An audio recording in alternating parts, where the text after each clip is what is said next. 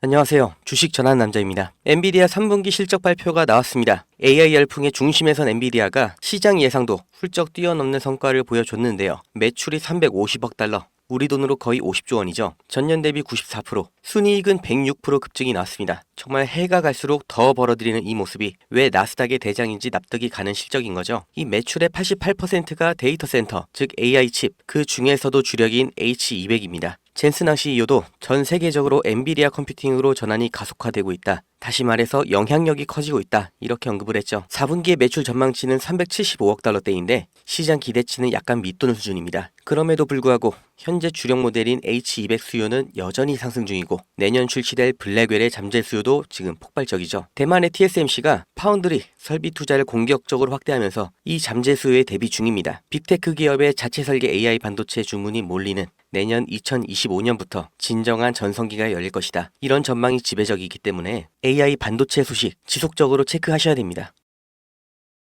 주식 투자 인구수가 1,400만 명이 넘는다고 합니다. 대한민국 사람 4명 중에서 1명은 주식 투자를 한다는 거고 사실상 어른 중에서 절반은 주식 투자를 한다는 거죠. 이 대한민국 사람들이 다들 주식을 하는 이유가 뭘까요? 주식 투자가 폭발적으로 늘기 시작한 시점, 이 코로나 팬데믹 때부터였죠. 이게 뜻하는 건 하나입니다. 불안이죠. 일자리에 대한 불안, 미래 소득에 대한 불안, 스스로 대비하지 않으면 안 된다는 이 조급함, 그리고 아무리 열심히 일해도 10년, 20년을 일해도 우리는 집 한 채 사지 못한다. 이런 박탈감 때문에 원금 손실이라는 리스크를 감안하고서 주식시장에 아무것도 모른 채 맨손으로 뛰어든 겁니다. 다들 노력은 했다고 생각하죠. 종목 분석 보고 차트 공부도 해보고 잘 몰라도 억지로 재무제표 찾아보면서 한 글자라도 더 눈에 넣고 머리에 담고 다들 이렇게 열심히 주식 투자하는데 막상 주변을 보면 주식 투자에 성공했다는 사람 보신 적 있으신가요? 아마 지인 중에 서울대 갔다는 사람, 사법고시 합격했다는 사람, 이런 사람보다도 더 희귀한 게 주식 투자에 성공한 사람일 겁니다.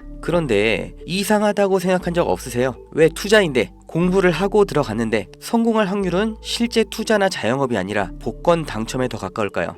무언가 잘못됐다 이렇게 느껴지지 않으세요? 공부를 더 하면 나아질까요? 재무제표를 직접 작성하는 회계사도 실패하는 게 주식 투자입니다. 공부가 답이 아니라는 거죠. 그렇다면 답이 뭐냐? 그 진실을 알려드리겠습니다.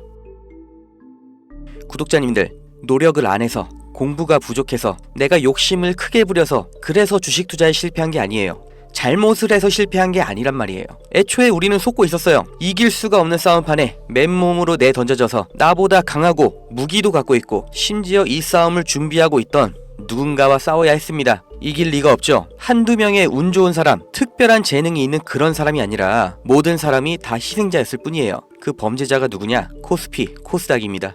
우리가 아무리 공부하고 좋은 기업을 발굴하고 분석해도 장기 투자를 해도 의미가 없습니다. 이 물적 분할, 기업의 유망한 부분을 찢어서 새 회사로 다시 상장하는 거예요. 아주 대표적인 게 2020년 LG화학에서 배터리 사업부를 분할해서 LG 에너지 솔루션 설립한 거였죠. 이 배터리, 전기차 시장의 최대 수혜 테마죠. 이 시기 가장 큰 주목을 받고 있었는데 이걸 믿고 LG화학에 투자했던 주주들, 배터리 사업부가 찢겨져 나갔을 때 어떤 보상을 받았나요? 똑같은 사례, 대기업만 해도 줄줄이 있죠. 바로 다음 해 SK이노베이션에서 배터리 사업부 똑같이 물적 분할하면서 SK온 설립했죠.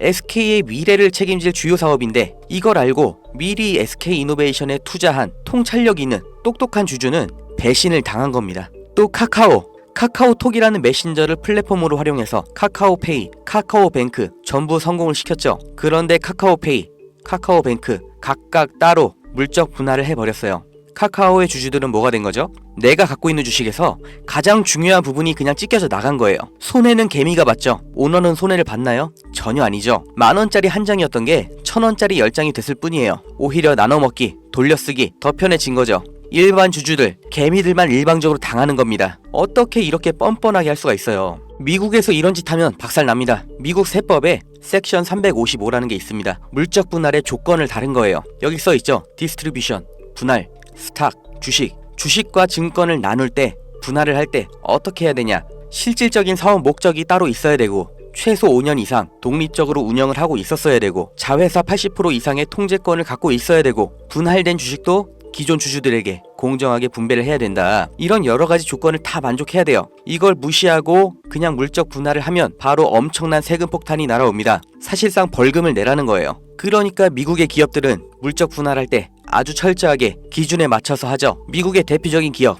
이 GE도 이렇게 테마별로 구분 지어서 분할하니까 시장에서도 전략적 유연성, 자원 배분의 효율화 이렇게 인식을 해서 주가도 같이 오르는 거예요. 이렇게 모든 주주들에게 이익이 되는 물적 분할을 하라는 겁니다. 회사의 미래 가치를 믿고 투자한 사람들을 배신하지 말라고 이렇게 하는 거예요. 이뿐만이 아니죠. 금투세, 이 말도 안 되는 세금 폐지하나 싶었는데 말장난이었고 그냥 유예였죠. 이 금투세의 최대 피해자 누구예요? 중산층, 개미입니다. 세금 부담 때문에 안정적인 장기 투자를 못하고 리스크 있는 단기 투자, 고위험 투자로 내몰리는 거예요. 심리적 압박 더 받겠죠. 일관된 투자 어렵죠. 그 돈 누가 가져갈까요? 하루 종일 차트 보면서 대응하는 트레이더, 기관 얘네들한테 다 갖다 바치라고 하는 겁니다. 또 있죠. 분식회계는 어때요? 개미들이 아무리 기업 분석하고 재무제표 찾아보고 PER, ROE 따지면 뭐해요? 이게 진실인지 아닌지 아무도 보장을 못 해주죠. 분식 회계를 저질러도 그 처벌이 너무나 낮기 때문에 아예 세계에서 한국 주식을 저평가하는 겁니다. 다들 들어보셨죠? 코리아 디스카운트. 이게 얼마나 부끄러운 말이에요. 한국 거는 그냥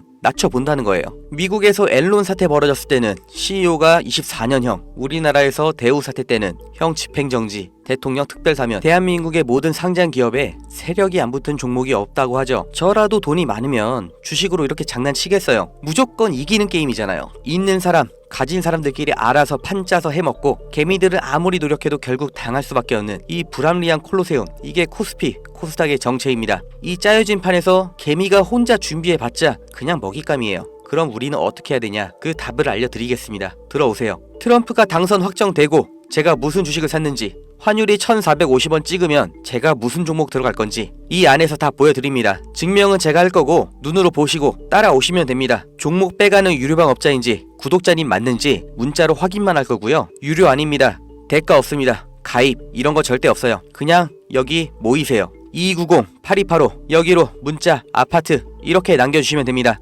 100만원으로 시작해서 아파트까지 가는 기적 제가 보여드릴게요.